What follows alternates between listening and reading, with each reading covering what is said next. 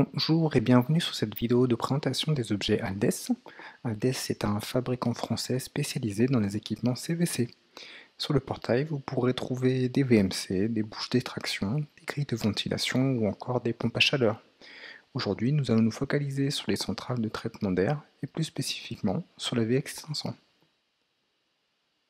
En cliquant sur la page produit, nous allons pouvoir accéder à des descriptions techniques, mais également à des liens vers les sites officiels du fabricant sur lesquels je trouverai des informations plus détaillées, au niveau des descriptions, au niveau des fiches techniques, au niveau de la gamme également. J'aurai également des documentations et des réglementations spécifiques pour les ERP. De retour sur ma page produit, j'aurai des informations diverses, y compris des régions de commercialisation et des propriétés spécifiques de ma CTA. En cliquant sur le Space, je vais pouvoir appréhender en 3D le fichier Revit. En cliquant sur l'objet puis sur l'icône propriété, je vais pouvoir connaître toutes les informations qui seront à ma disposition une fois l'objet téléchargé dans ma maquette. En revenant sur la page produit, j'aurai également la possibilité d'ajouter ce produit en favori ou de m'abonner à la marque. En cliquant sur le bouton télécharger, je vais pouvoir savoir le nombre de fichiers à télécharger.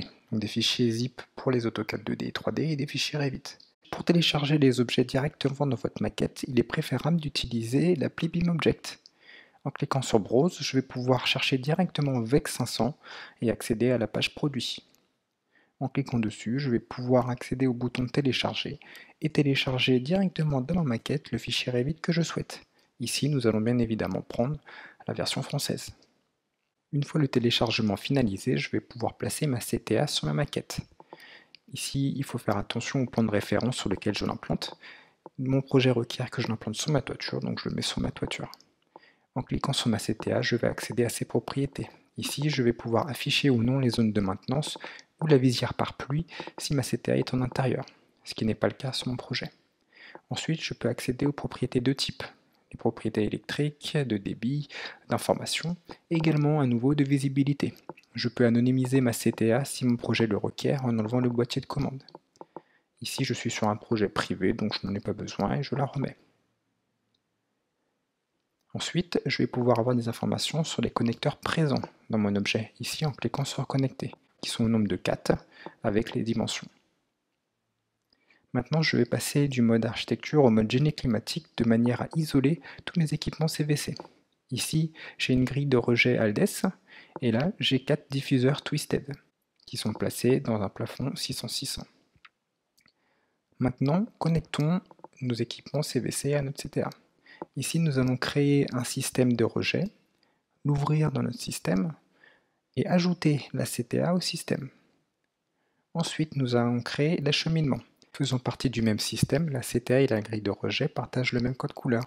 En cliquant sur ma grille de rejet, je vais générer la présentation, puis modifier les hauteurs suivant ce que nécessite mon projet. Ici, je vais changer la hauteur et également modifier cette gaine. Une fois que je suis satisfait de la présentation, je valide et j'ai mon acheminement qui est matérialisé. On peut voir que le code couleur marron de mon projet s'affiche sur la totalité des éléments de mon système. Et on peut également voir qu'un connecteur est désormais indisponible. Faisons maintenant la même chose avec le diffuseur Twisted. Je crée un système de soufflage, j'édite le système et j'ajoute les 4 diffuseurs de soufflage. J'ajoute également comme équipement du système ma CTA.